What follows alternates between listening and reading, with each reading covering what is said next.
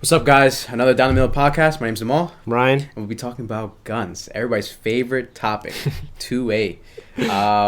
We'll be talking about Biden, because Biden just recently came out with some comments about the Second Amendment and also what he's going to do with guns, or more specifically, assault weapons. Yeah, and guns is just like you said, very popular topic in America because there's that bipartisan support of gun ownership. Yeah. Guns are a tough thing to move against in the Senate. And it's the same thing kind of with police too. We'll talk a little about police in this because obviously the pushback on guns, one of the reasons people want guns is because of crime increase. Right. But the thing is, there's always a hypocrisy.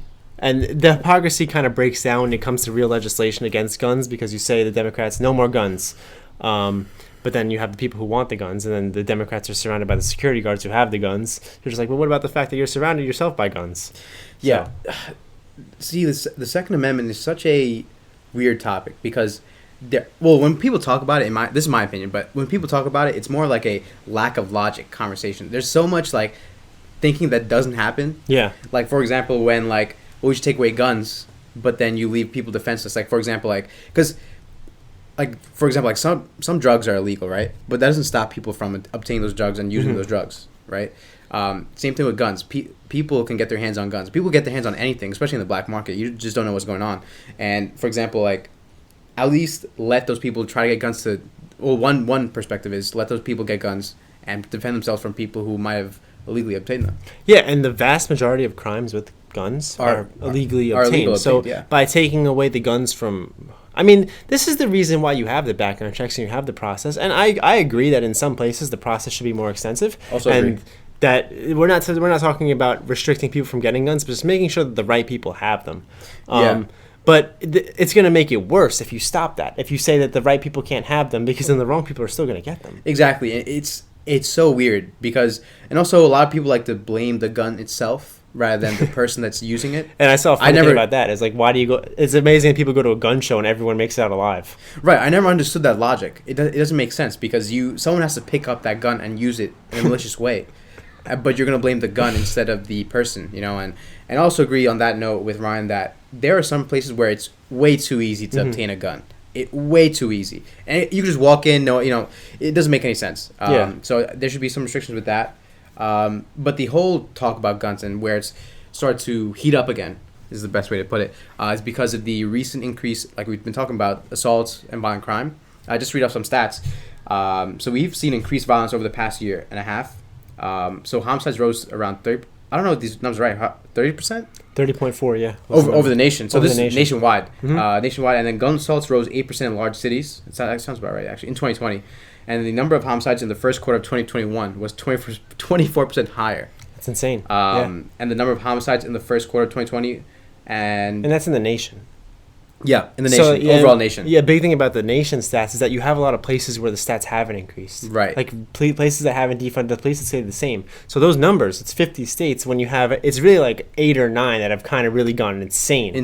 So, see, it's because you don't really account for the outliers. Yeah, exactly, right? Yeah. Like Portland, when we talk about 1,600%, like that kind of gets washed away with the, Because then you look at Ohio, where there's 40 people there in general, and they haven't increased at all. You got to go out of your way 10,000 miles just to shoot somebody, and then 49% higher than in the first quarter of 2019. Mm-hmm. So obviously there's a problem going on, and now Biden's first way to combat it is to take away assault weapons. Yeah, so, I mean, there's a couple things that we're going to talk about here. We're going to talk about, there's no legislation that's on the table yet, but we have the stuff that he wants to do. It's more of an idea at this point. It's an idea right now. And we'll talk about his press conference the other day where he said some things that were a little bit tyrannical. And then we'll just talk about just the fallacies that have come out from this. I mean, it doesn't make sense to take guns away. Why are these guns on the street? And just basically... is this the right or wrong idea? Is gun control going to work? Yeah. So what's going on with what he wants to do? What does Joe Biden want to do? So this is straight from the White House website. Mm-hmm. So I'm just going to read out the whole blurb. I'm not going to do any voices? No. Oh. If I could do any voices, I'm not the voice guy. But I'm just going to read it out, and then we'll just talk about it a little bit. But it's like I said, it's more of an idea. It's not really implemented or there's no bill set in place right now. So let me just read out. So this strategy implements preventative measures that are proven to reduce violent crime and attacks the root causes. And we were just talking about it off camera about Kamala is so I don't know, obsessed with the idea of getting to the root cause of problems. So I'm sure she wrote this on the White House page. I don't think she wrote it. I don't think that probably a ghostwriter. Yeah, I don't think that she has the energy to do that. Yeah. Including by addressing the flow of firearms used to commit crime, which sounds good. I mean, knowing how and where people are getting these firearms and then how they get on the black market, I think it's pretty imperative to find out how they're doing that. Yeah. Then the rescue plan's historic funding levels and clear guidance to help state, local, territorial, and tribal governments get the money they need to put more police officers on the street with the resources, training, and accountability that they need to engage in effective community policing, in addition to supporting proven community violence intervention programs, summer employment opportunities, and other investments that we know will reduce crime and make our neighborhoods safer. So on that note, I want to point out with the whole give guidance to help state, local, territorial, and tribal police officers. So in my opinion, the increase in homicides and violent crime have been a direct result of defunding the police. Mm-hmm. And to say now that their approach to combat the violent crime and increase in crime in general is to now refund the police and implement more police officers and more patrol. It's just like, and this also comes from the left side because obviously Kamala and Biden are on the left side. It just doesn't make any sense. Like, you're going back on one thing and now you're just going forward in the same place. You know, it doesn't make any sense. It's hypocritical. I mean, what it comes down to is like a very conservative kind of perspective. One thing we talk about is accountability versus policy. Right. And like people on the right will always say personal accountability, individualism, you're accountable for your own actions, the world's a better place. And then people on the left will say, no, the policies are against us. Right. So like, here's the system we have now. I think this is a cultural thing. I think America's an insane place, first of all. I think that we're all kind of crazy. And the fact that we have these numbers is resemblant of that, because these are huge numbers that we have in terms of America. But just like you say about the gun being at fault versus the owner, I mean, this stuff does not push back on that cultural issue that we have where you need to make sure that the right people have guns, the wrong people don't. This stuff is just basically saying, and one thing that I think it is that like you have a stigma that goes on where they're associating kind of conservative values with gun ownership. Like if you're a conservative, you own a gun. So conservatism, traditional America needs to fall. So guns need to go away. Which is such like a checklist mentality. Such a long line to draw, but they draw it so straight as if it's not like something that he needs to be like this. Right. It's like, okay, if it's right-leaning, that's something we need to talk about and get rid of. Exactly. And gun ownership, I mean, we'll get into a conversation about the Second Amendment. The gun ownership is not something that means just like crazy white people running around shooting things.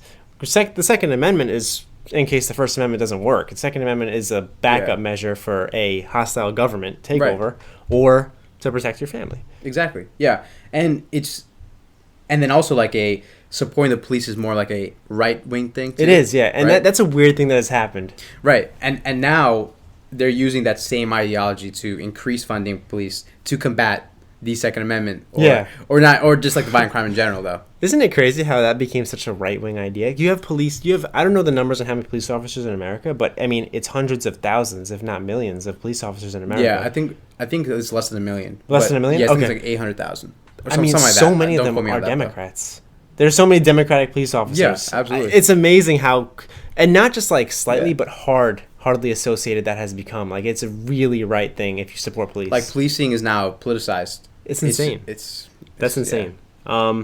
But yeah, I mean, some of the stuff that you talked about there, I agree with. Zero tolerance is the term they use for gun dealers. Well, for illegal gun sales, that I think people who sell guns illegally should go to jail for a long time. Yeah. I mean, I'm very hard on criminals. I don't like bail reform. I don't like these things that people get out back into the streets. I agree with probation and that they can prove it, but hard sentences if you do something very wrong. Yeah. This is about that cultural thing. You know, if you maybe a big way to fix the gun problem is to just make sure that the wrong people don't get guns, and that starts with the dealers. So zero tolerance, it's a great policy. Yeah. We talked about but one thing that he wants to do also is talk about immunity for gun dealers who sell their guns legally.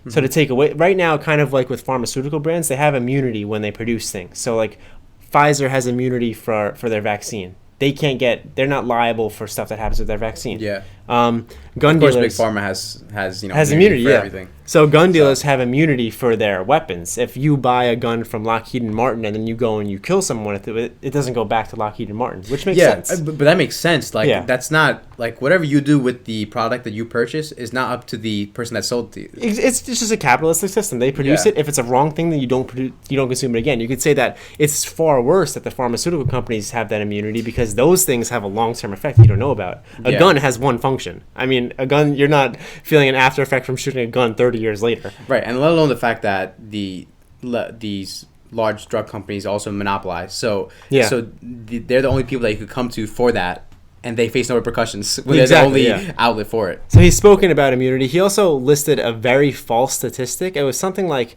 5% of gun dealers produce 90% of the guns in circulation, which is just not even close to being true at all. Yeah, that sounds very off. It's not, and this is what he said in his press conference. Not even like I was trying to think about how that would make sense in my head, but he doesn't get fact checked by anybody. He just goes up there and he says whatever he wants. I'm surprised, but then for like a simple comment about if you have like COVID in your post, you get fact checked immediately. Exactly. Yeah.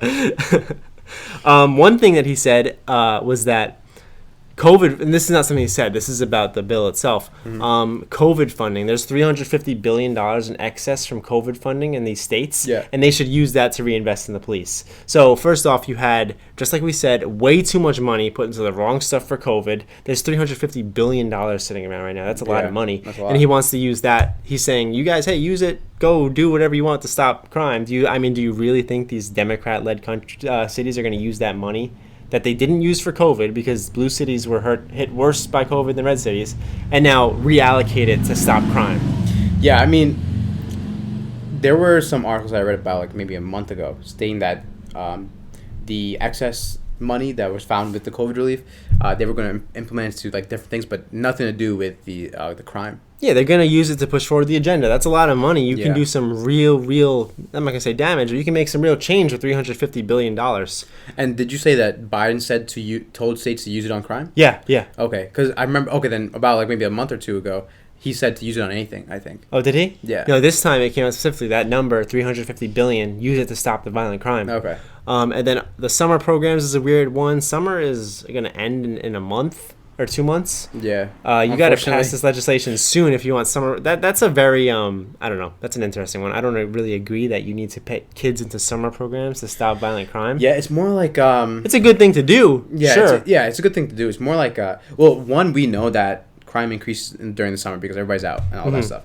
But two, it's more like an idea to get people occupied with different things so they don't even put themselves in the position to be in violent situations. It's a good idea. I want to see summer programs. I mean, I did SYEP when I was 15. I got to go to work, got to make a little bit of money. It was a great deal. It was awesome. But, I mean, if you were talking about gangs and people who are illegally buying guns, they're not signing up for the Summer Youth Employment Program. So, I don't know. That's a little bit of a stretch there. Yeah, I mean, that's everything that he has for me for what he wants to do with the legislation. Yeah, same. So, in terms of the press conference he had the other day, I mean, it was a very, I don't know, the legislation always seems good and then he talks and the world falls apart. So, one of the most controversial thing he said is about the F-15s and the nukes. If you want to take on the government, then you're going to need F-15s, which are military jets that no one can afford, and nuclear weapons, which also I cannot afford. So, it's just and just one more thing. No need for 30, 40, 50, or 100 round magazines because deer aren't wearing Kevlar vests for the third time. That was in the same press conference? Same press conference, yeah. This is the third time we've heard about the deer with Kevlar vests. Yeah, I'm like, wait, didn't he say that before? Yeah. It's really, it just gets funnier every time. That's his punchline. I mean, I don't know. But, yeah. The comment about, like, it's one thing to make a comment about the Second Amendment, but it's another thing to say, like, as a president of the United States, right, and representing the citizens of the U.S., to say, by the way, if you were planning on doing that, you're going to need a lot more to come at us. Yeah. Like, that's a little tyrannical. It sounds very threatening. Yeah, it does. I mean, is that really the case? If you become if we get into a police state where you have this militaristic invasion on us as citizens, yeah. I mean, if we try to revolt against that, like the Constitution says that we should, we're going to get nuked. Joe, if you nuke us, you are going to die too. Like, you can't nuke New York and then think that, like, millions of your Democrat Like, AOC will die. Schumer will die. You don't understand. Does he understand what a nuclear weapon is? But, like, to say that he would be, like, we're going to need that as if, like, it's also saying, like, he's willing to use that, you know? But what's even the point, though? Like, if you want control and you want anything, why would you nuke your people? Like, they don't do that in North Korea. They force you to obey. Yeah, I took that more as like a threat, you know. It's like very threatening. It's very threatening. And it's a very stupid thing to say. And that's not a threat that we want to hear from the President of the United States. Exactly. And, like, the argument here is that there's no need for 30, 40, 50, 100 round magazines. And, like, he says that there was never a time where you could own any weapon. And it's true. You couldn't buy a cannon in 1800. It's just like you can't go purchase an F-15 now. There are some stuff that's off limits, but 100 round magazines are off limits. And, like, the reason that there are really two things that I think about with this. First off is the very basic one of why this is even the Second Amendment exists, because in 1776 we used those guns to earn our freedom. Yeah. You know, the founding fathers put this into the Constitution because it was from their experience. Right. They knew that, okay, tyrannical government, we weren't represented in government, we used our guns to fight back. If we didn't have our guns, then we would have never became a country. So that's why they built this, and that's why they said to the people, hey, if your government starts overstepping, you have the right to fight back. Because these were just ordinary people who took their country. Yeah. And then the second thing, and I want to ask you this, is like, you have these, and obviously he is not talking bail reform, he's not talking releasing criminals, that's the reasons that violent crime might go up. You told me about an example where there was BLM Antifa rioters going in through a suburban community kind of yelling at the people in the houses, that's our house, we deserve that. When you're in that situation, you have people that are so close to your family, to your property. I mean, would you rather have a 6-shot handgun, or would you rather have a gun that, we're talking about your family at risk, your house at risk? I mean, I would like a big gun. Yeah, I mean, like, when there's a threat, like a threat, meaning, well, it depends on the threat, right? So, like, for example, if one person just getting to your house, like a 6-round gun, okay, like, yeah, you can do some damage with that. But when there's like a mob outside your house claiming to, like that example, when there's a mob outside your house claiming to say, like, hey, like, we actually own that house, this was our neighborhood before, like, 100 years ago, whatever. Then I would like a bigger gun for that. When it comes down to protecting your family, someone coming to, the police aren't going to make it. The police are defunded. No. These are criminals in the streets. Right. And even if the police weren't defunded, the police response time is not instantaneous. It takes time. You need to protect yourself. Let alone the fact that like you just said, defunding the police has like there's a huge decrease in encounters with police and like going up for the call, right? And then also on top of that, there's also like police culture where that's recently formed where they are less likely to go to a call. Yeah. Because of the whole culture behind sticking behind cops. Yeah. And they feel like they're not appreciated as well. Talking about Ma'Khia Bryant, the slightest thing they do, they can be held so accountable for saving lives. People. Yeah. Yeah. So when it comes, I mean, you wanted to have this conversation about 30 to 100 round magazines. When it comes down to protecting the things that you love and care about, you're not thinking, oh, well, I'm glad that I have the smallest gun that was available to me because this is what the United States mandated. Yeah. Like, I'm talking, give me something that, hey, maybe if I bring out this AR-15 and point it at this guy, I don't have to shoot it because he sees that and he's like, oh, okay, I'm not going to mess with you. That thing shoots 20 rounds a minute, 20 rounds a second. I've always said that, like, if more people had guns, there would be, like, people are less likely to try things, you know? Yeah, and, like, his whole pushing point is that we have these violent guns. There are guns that are more powerful than others. It's not a debate. And that's the reason, like, this is the reason violent crime is increasing, is because we have these assault weapons. Now, just some stats. There are 6,400 homicides per year with handguns. The rifle homicides per year, 364. So it's not even close. Knives, 1,500. So if you want to, he's saying that the violent crime is increasing. What we should do is we should get rid of assault rifles. Well, rifles lead to 364 deaths per year. Handguns is astronomically higher than that. Yeah, I don't know. It's so weird. Like I said, are we gonna have a video about 2A? We can do a whole video. Okay, so then I won't even read this stuff out. Yeah, but the whole conversation and the whole fire that's recently. It's more like closing comments. I guess. Do you have anything else? I want one more thing. Two more things I want to say. Oh yeah, let's do that. I just want to talk about just like what we said before about like conservative values being associated with guns. Just some stats that the new gun buyers from last year, 40%, like new gun buyers, people who bought guns for the first time, 40% were women, 50% were African Americans. So this idea that it's only white supremacist conservatives who are going and buying guns. No, it's people who want to protect themselves who are buying guns. And then just the last thing that he blamed it on the climate. and he blamed it on COVID we talked about. He said that the police were defunded because the economic crisis that was caused by coronavirus, which isn't true. He's the president. We said that he does not advocate for defunding the police, but also he doesn't come out against it, which is kind of just as bad. Yeah. I mean, you could be, you could be against assaulting other individuals, but if you're just standing there and doing nothing and watching somebody assault another person, you're just as bad. And especially if you're like jacked and you're huge, because he's the president. He's the president of the United States. He can say to Lori Lightfoot, don't defund. Chicago is on fire. Can you refund the police? Literally. And she may not listen, but this is her Democratic colleague. Maybe she'll kind of have some common sense.